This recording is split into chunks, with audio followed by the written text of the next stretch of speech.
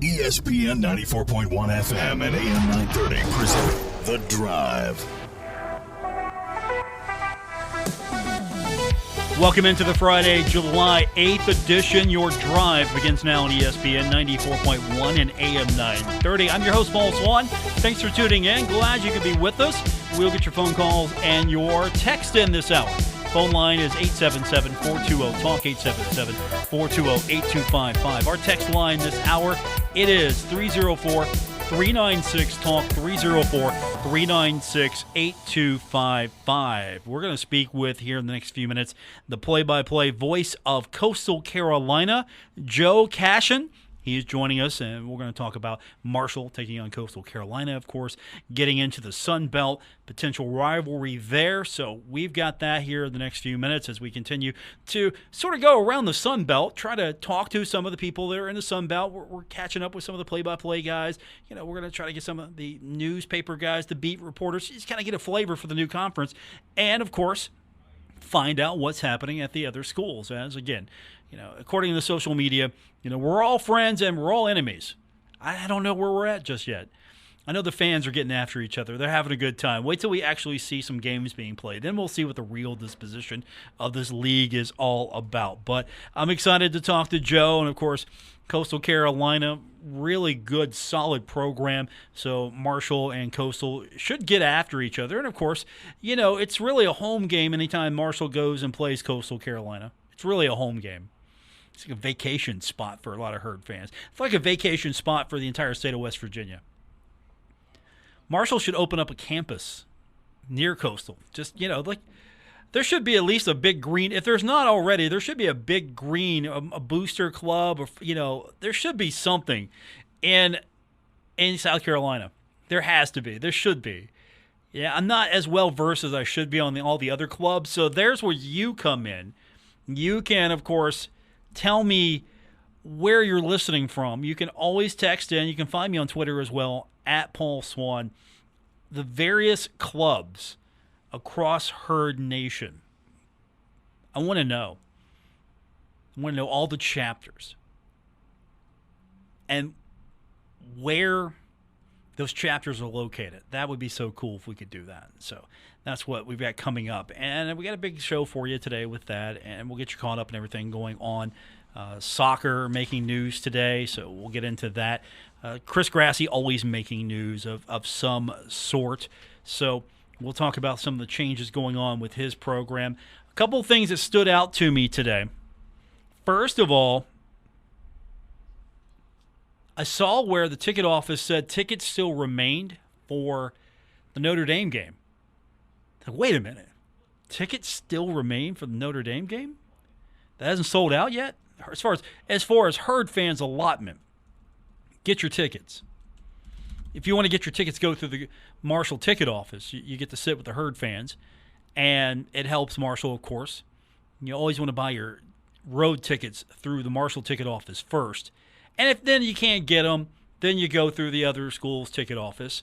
But always go through the Marshall ticket office first if you want to sit and be in the same section of the Marshall fans and, you know, show that Marshall fans travel. So the ticket office tweeted that out, and I thought, wait a minute. I thought that would be already done with. That game should be already, as far as the Marshall allotment is concerned, that should be already done. So if you're kind of on the fence on that, surprisingly enough, there are tickets still available. I don't know what the status is as of this show, but we'll check in on Monday, see if we can get a status update on what the tickets look like. Herd fans, Marshall, Notre Dame, it's a no-brainer. If I could get up there, I would go to that. If I could travel, if that was part of my deal here, if it could getting to travel, I would love to go to that game. So, Herd fans, take advantage of that opportunity. That's a golden opportunity. Not too many opportunities for Marshall playing Notre Dame in your lifetime. So hopefully Herd fans will show up. And then I saw the tweet also earlier today. There's still some time left. It hasn't finished. I think they've extended it. The fan committee, that's been extended. Now, I know Herd fans, and this is not a criticism. This is just a comment on the very nature of Herd fans. You all have opinions. I've heard them. I've been the subject of some of them. I get it. You have opinions. I understand. We all do. So here you go. This fan committee, I think they're still taking applications, maybe because there's some spots left. I don't know the deal. All I do know is there's an opportunity for you to take that application, fill it out, and get in on this fan committee and help shape some of the things at Marshall University to improve this fan experience. So if you're that person, you get on social media. I wish Marshall would do this. If you're that person, you always have an opinion on things that Marshall could do better. If you're that person, this is your committee. Sign up. If you get on message boards and you post about things that you just don't like, things are not good or could be better, or you just have some issues with, and you think you have some positive criticism and some solutions to offer, this is your committee. Sign up. Don't sign up if you just you don't like anything and you don't have an alternate way. They're not looking for that. I mean, there are a lot of things I don't like, but until I have a better idea, I'll keep quiet on it. But this is your opportunity. So I saw that they're extending that today, making that until Monday. So you've got the weekend to think about it. You could sign up and see if you can get in on this fan committee. How many opportunities do fans have just to get with athletic departments like this? I'm talking just everyday Herd fans. I'm not saying that all Herd fans are in special tiers, but when you're a donor, you're giving money to the university, you get Herd, right? So, you have a little influence. Now, Marshall's opening it up a little bit more and said, look, you don't have to be a donor. You don't have to be anything. You just have to be a Herd fan. And if you're a Herd fan, we've got this committee here. You have an opportunity to voice your opinion and help us shape some things. I mean, maybe you've got an idea that you want to share. You want to be on this committee. And maybe some things that are cooking for Marshall, and enough of you get together and go, whoa, wait a minute. That's not smart. That's not smart, and here's why. So I'm surprised that's not filled up yet. So I'm a little surprised today, actually. Notre Dame tickets still available. Now, let me qualify this by saying, I get it. Tickets, travel, the price of everything, I get it. You can't go, you can't go. You can't swing it, you can't swing it. I get that. No, there's no shaming here. It's just I'm surprised by that. I just figured that would be one thing that, okay, we're gonna go on a road trip. This is it. This is the road trip we're going. This is the one. If you go on two, you have different options. But if you're going on one, this is the road trip. But at the same time, I think that live sporting events I don't know if you're going to see past a certain level overflow crowds. I mean, you're going to have to accept that maybe smaller seating capacity should be the new norm at Marshall University and some other universities, at all universities maybe. Have better seating. I think that's a big thing here. Have a better experience, not necessarily the most seats, but have a better experience for the fans. And that doesn't mean necessarily you have more seats. So end zone seating, if you reduce that, I'm good with that completely. Make it more intimate. I would never just tack on seats to say, hey, we got, and again, I think it's more of what is going to enhance the fan experience more than how many people can we get in here. I think those days are coming to an end. We're going to turn our attention to Coastal Carolina. Joe Cashion is going to join us. He's the play-by-play voice of Coastal. He joins us next when we continue with this edition of The Drive on ESPN 94.1 and AM 930. We're taking Paul Swann everywhere. Download or subscribe to The Drive with Paul Swann on Apple Podcasts, Spotify, or wherever you get your podcasts.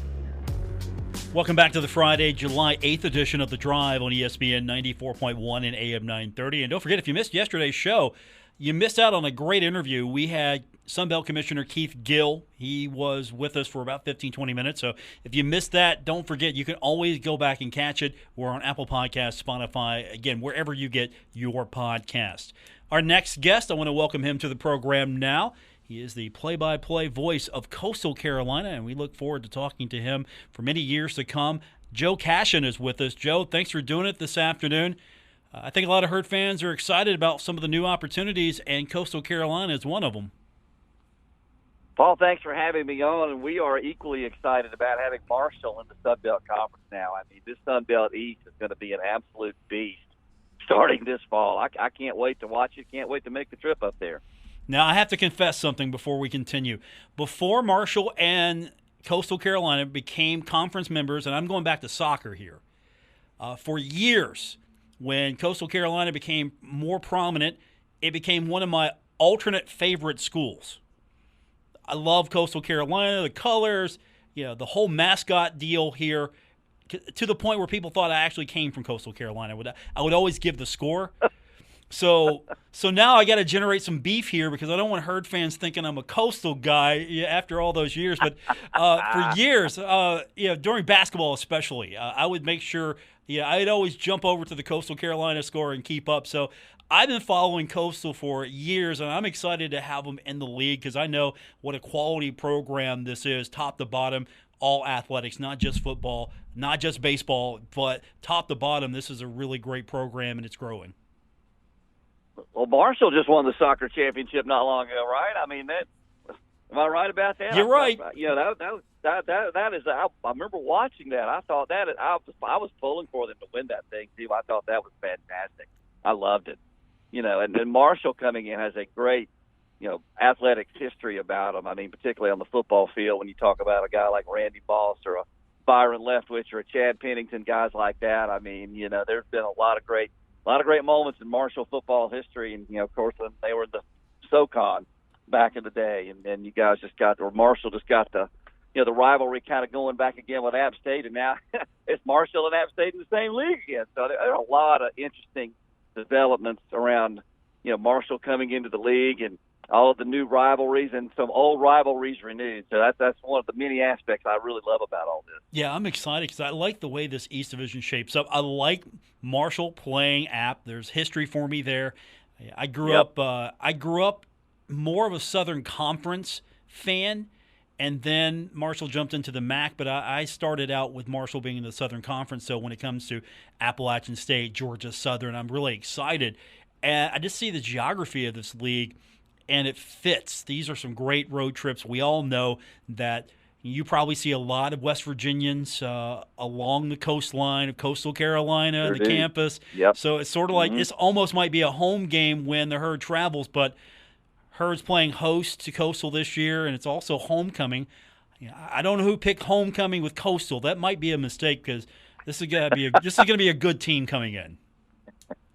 You mentioned geographical rivalries, and I think as we're watching, the tectonic plates shift in college athletics, especially with the power leagues right now. You're watching Texas and Oklahoma go into the SEC about this time last year, and then just a couple of weeks ago, you had the bomb, so to speak, going off the mushroom cloud with USC and UCLA going to the Big Ten. It's like, man, how are those trips going to work out?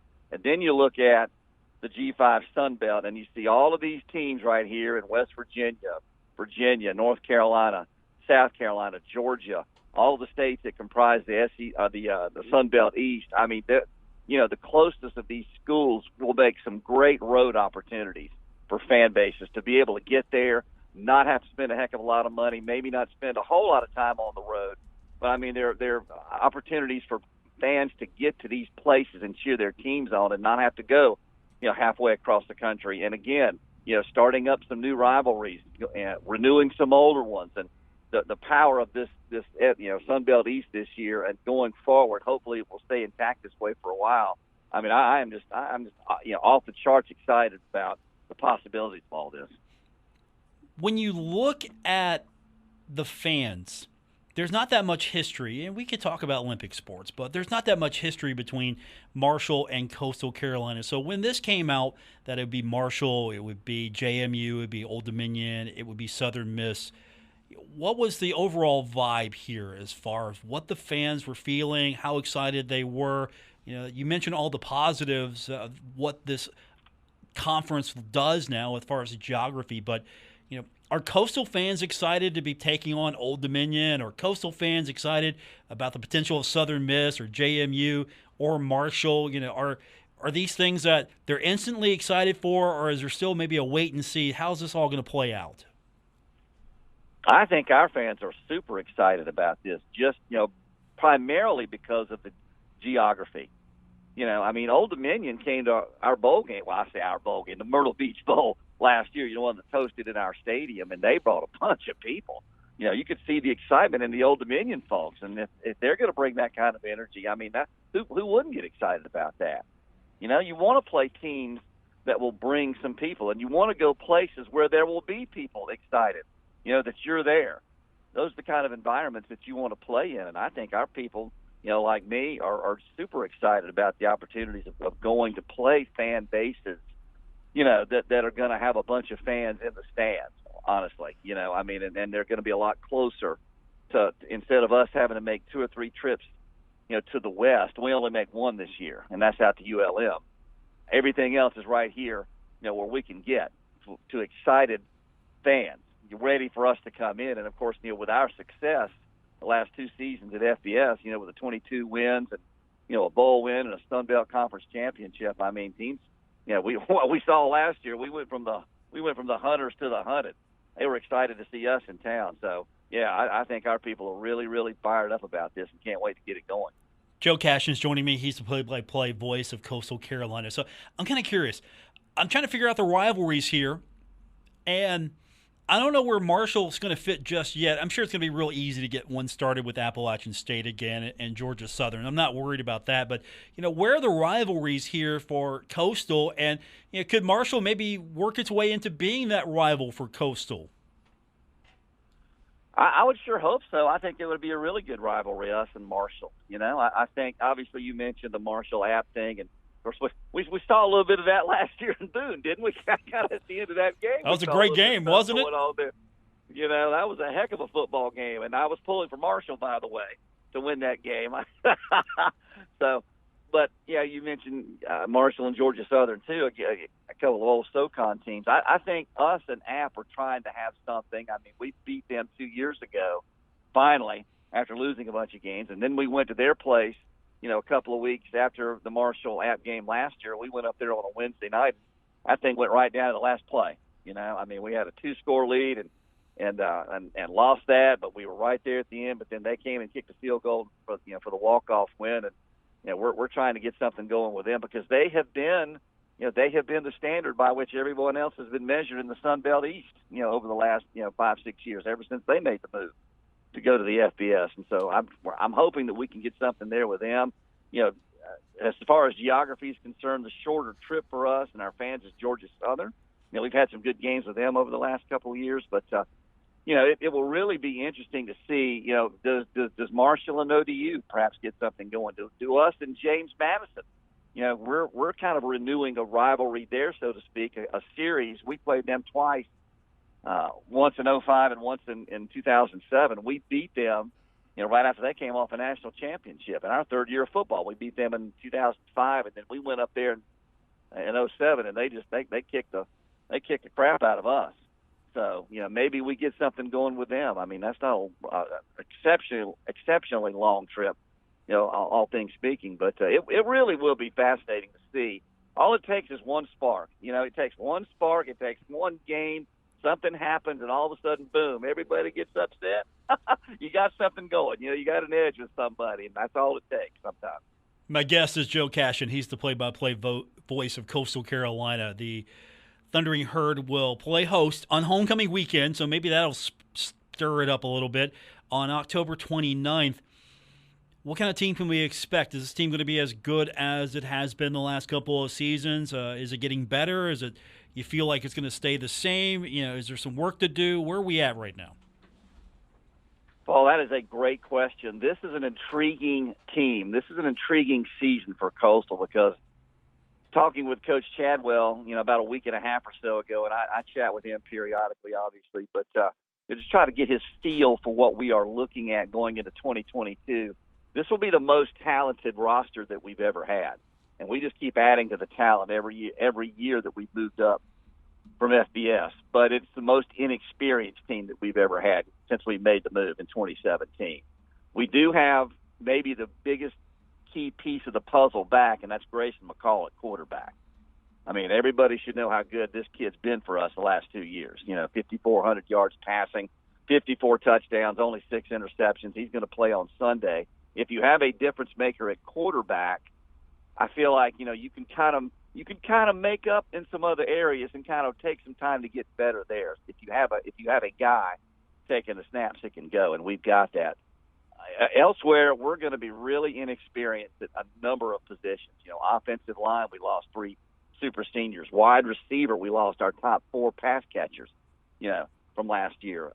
Running back will be pretty good there. Defensive line, again, we lost several key guys there. Linebacker, our entire second level of our defense will be new, and will be fairly brand new, a little bit on the back end too. So, and 2 new kickers, 2 new specialists that we're going to have to break in. So it will be an intriguing watch to watch this team, to see how this team can come along in the early part of the season. We'll have 3 home games to start. We start with Army, and that holy mackerel, you're talking about a 9-win team that runs the triple, and that's going to be hard to try to defend.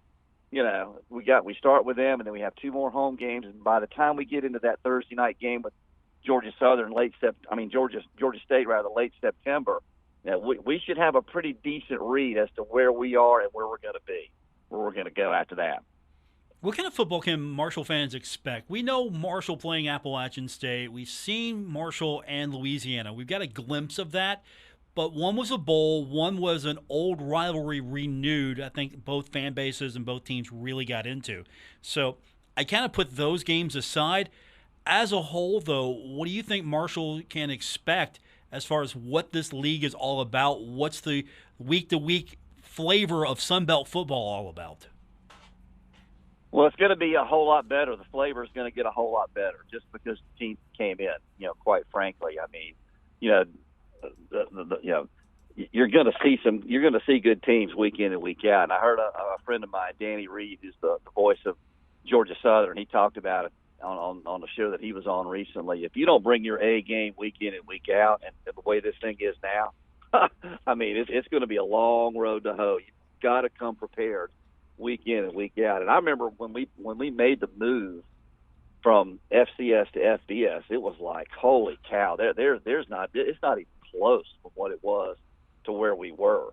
But the teams are well coached. There's talent across the league.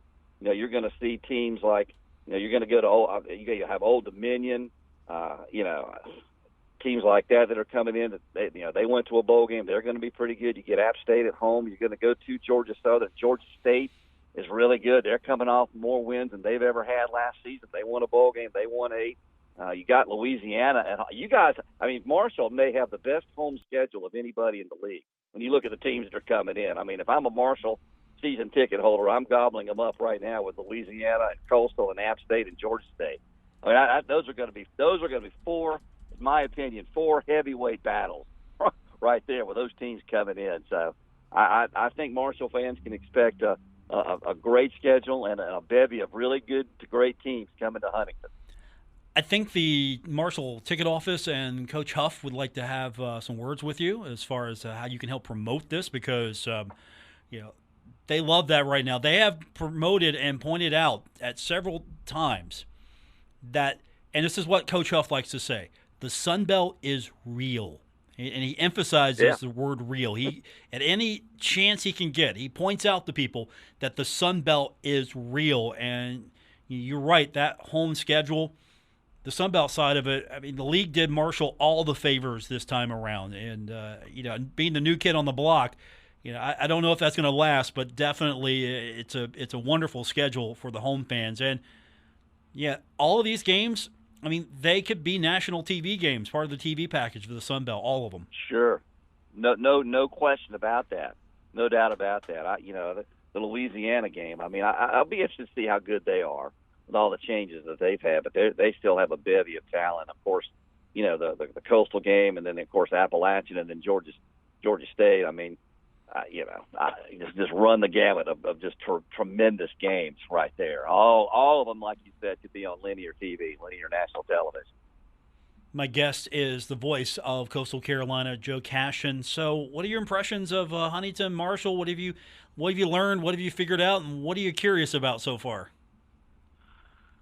Oh, that's a great question. I probably should be doing a little more homework on Huntington. Quite frankly, I haven't really gotten into it yet. Obviously, before we come up there, I'll take a look at it. But heck, I'd ask you. I mean, when we go, what do we need to see? I mean, what are the places to eat? Where do we need to go? And that kind of thing. I got you covered. Don't worry. What's good in town? I got you covered. We got several options for you. Of course, the one thing I tell everyone to do is get your breakfast at Tudor's Biscuit World. Whatever you do, if you do nothing else, you have to go to Tudor's and get a breakfast from there. The biscuits are just the best in the universe, and I'll die on that hill. That's the hill I die on.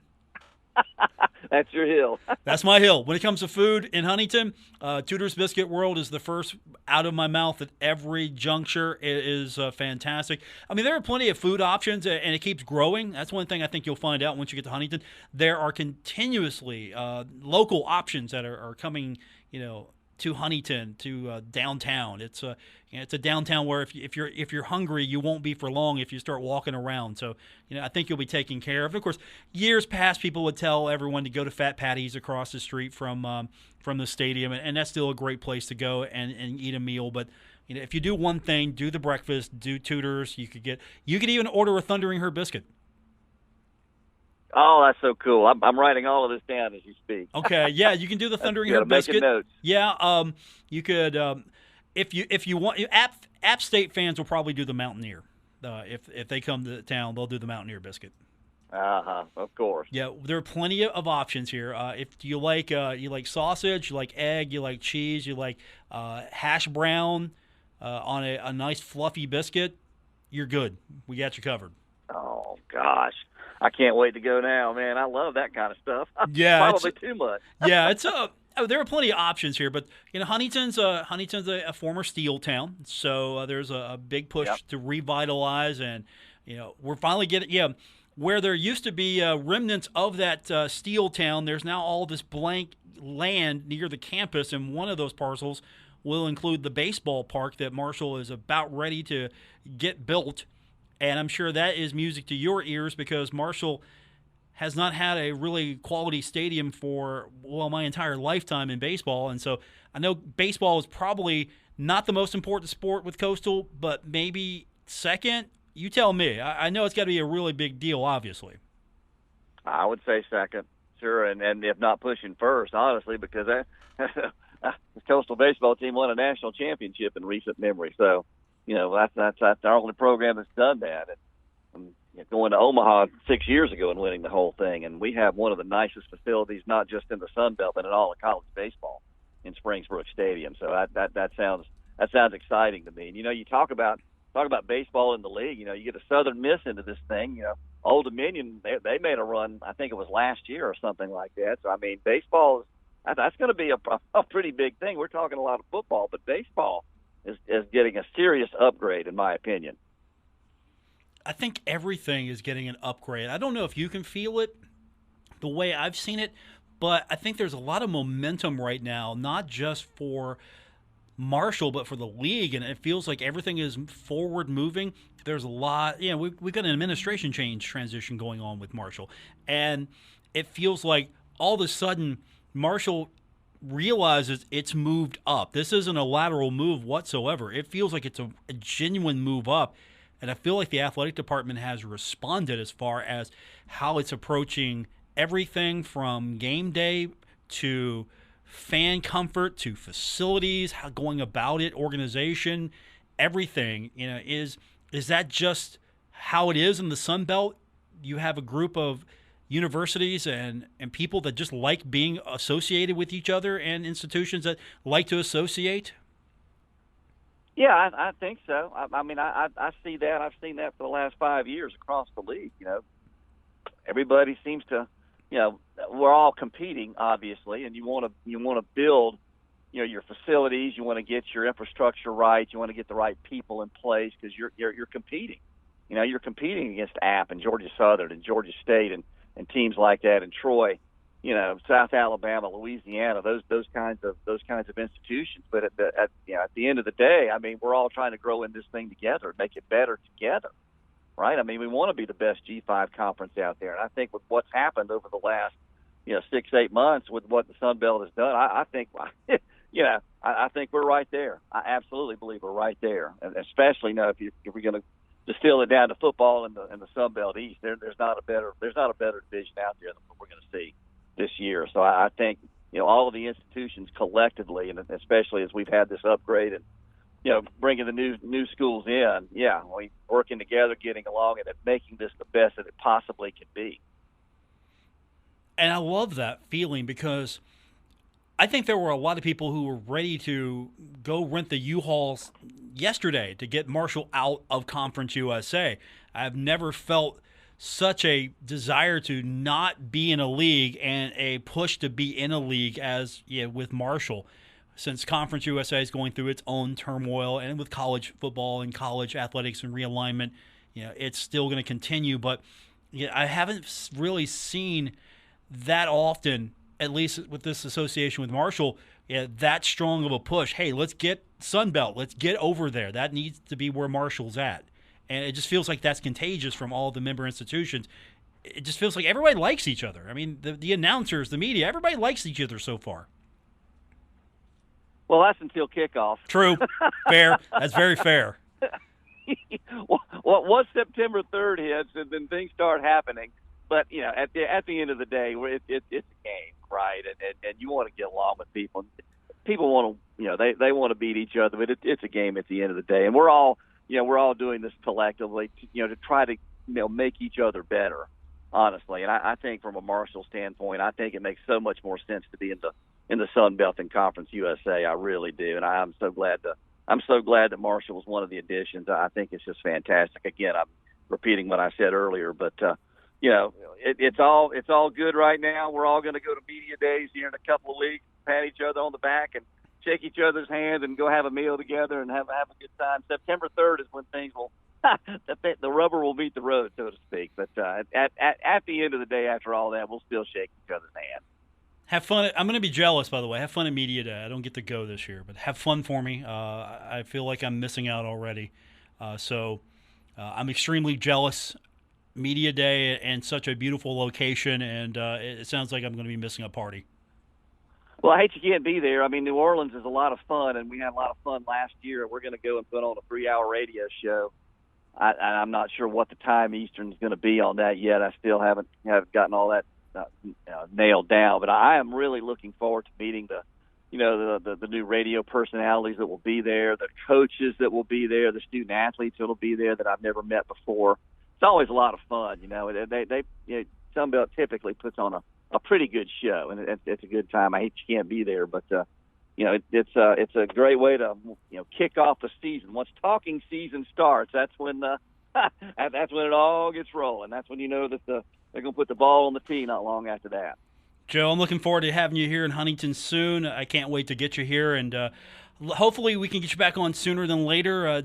Again, I hate missing you at Media Day, but I look forward to getting you here in Huntington and talking to you for many times. I am so appreciative and thankful for having me on the show today, and I'm a phone call away. If you ever want to talk and want me on, I'll be glad to come back on and talk some Coastal football. I'll be glad to do it anytime. Excellent, Joe. Thank you very much. We'll make sure that we've got all our contact information intact.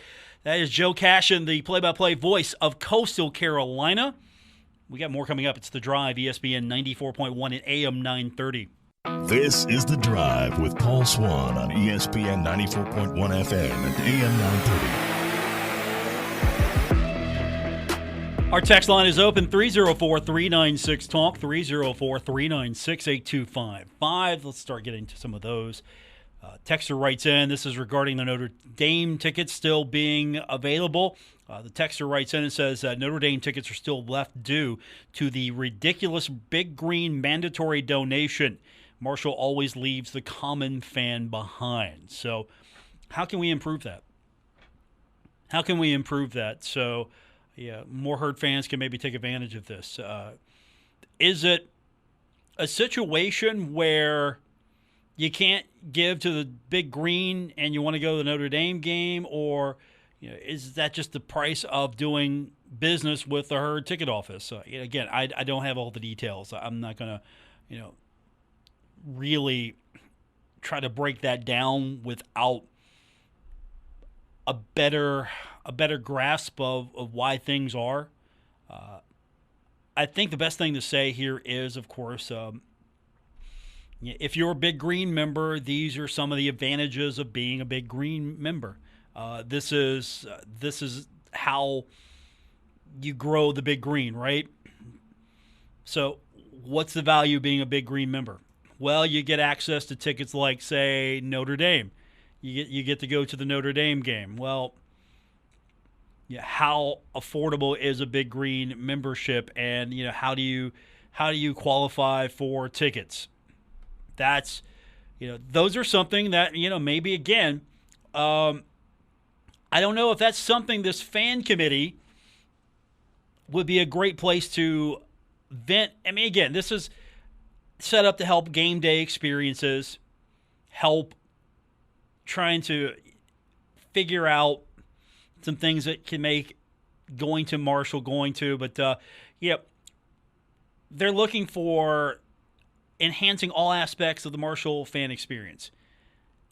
Athletic department communication, fan outreach, in-game experience, facility amenities, ticketing, and donor support and customer service. So I say if you got maybe a brief issue on how Marshall handles some of these tickets, maybe this is it. This is the thing for you. This is the thing for you. This is how you maybe go about it. We're going to take our final break, come back. We'll clear more time for you. The text line, 304-396-TALK, 304-396-8255. More coming up. It's The Drive, ESPN 94.1 and AM 930. This is The Drive with Paul Swann on ESPN 94.1 FM and AM 930. Our final segment of today's edition of The Drive on ESPN 94.1 and AM 930. Okay, so I went back. Last segment, if you weren't with us, we were talking about there were some tickets still available for the Marshall Notre Dame game, and I had a texter write in and say that there's a reason why there's tickets left. It's because of the mandatory donation. So if you're a fan and you're not a member of the Big Green, you have to be a Big Green member to purchase Notre Dame tickets. And so here's what you have to do. If you want up to 2 tickets, you have to be a Big Green member in the $60 to $149 range. If you want 4 tickets, you have to be a Big Green member, and you have to be at the $150 to $299 level. If you want up to 6 tickets, you have to be at the $300 to $799 level. And if you want up to 12 tickets, you have to be at the $800 level. And so if you want to buy tickets and say you want 4, the example here given is you are also pledging a $150 Big Green donation, a pledge. You're at that level. So if you want 2 tickets, you want to go see Marshall take on Notre Dame, you want 2 tickets, $60 extra. So if you're not a Big Green member, then you have probably a reason why. One, you can't afford it. And let me tell you right now, some of you might say, well, look, it's $60, Paul. Yeah, I get that. I get that completely. Yeah, it is $60. For some people, that's not much. For a lot of people, that's a utility bill. And yeah, there are ways to donate. You can be a member of the Big Green for as little as $5 per month. So you can have it taken out of your check, $5 a month, right? I mean, if you want to do that, basically, if you're not a member of the Big Green already, $60 sticker price to get 2 tickets to Notre Dame, and on top of all that, you might go, no, I'm not doing that, and that's completely fine. I understand that completely.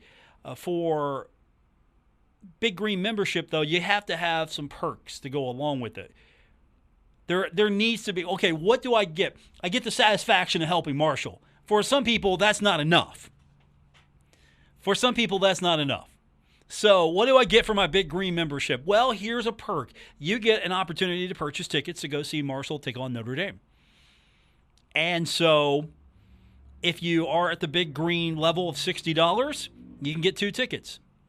If you're at the $150 level, you can get up to 4 tickets. You're at the $300 level, you can get 6 tickets. If you're at the $800 level, you get 12 tickets max.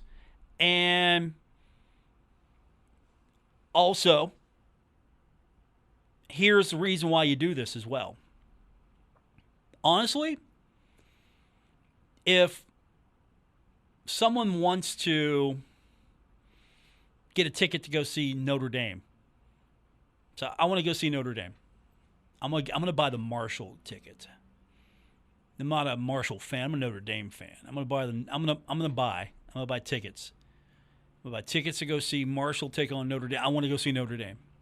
This will be the easiest chance for me to go see Notre Dame. Okay, I'm gonna go through the Marshall ticket office. I'm gonna get because I can't get them through Notre Dame. It's a little pricey for me. I'm gonna get through Marshall. Okay, we got 2 tickets for you. And are you a Big Green member? No? Okay, well, we're going to put that on there as well. And is it annoying for some? Yes. Is it fair? I don't know if that's a word we can use. But I get why they're doing it. I understand why they're doing it. It's not because it's a money grab. It's like, oh, look, hey, we have to have some reasons why you need to be a Big Green member. And at the same time, yeah, and I like what Marshall was saying about this. They're like, look, yeah, we're trying to basically make sure Marshall fans get these tickets.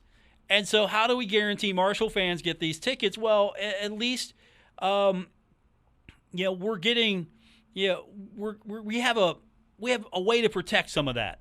Is what Marshall was saying. When the initial info came out, why they were doing that. I had to go back and look at that. So, if you're just a casual fan, or you're a fan and you want to go to that game, and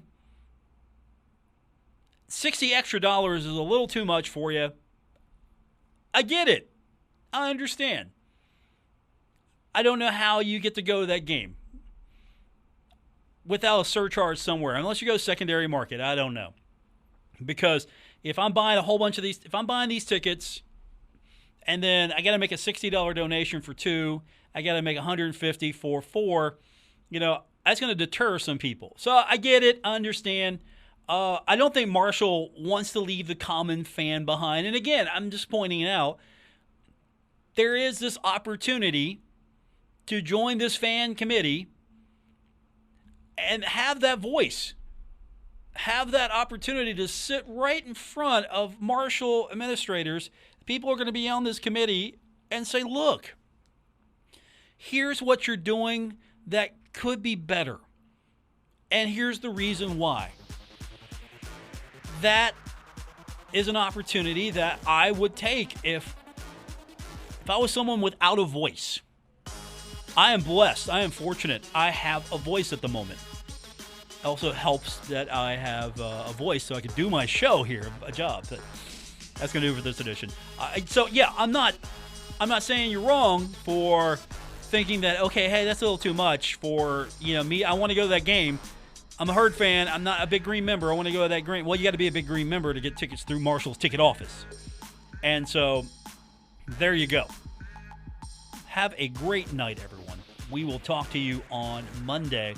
For our producer, Christian Palmer, I'm Paul Swann. Thanks for tuning in. It's been The Drive on ESPN 94.1 and AM 930.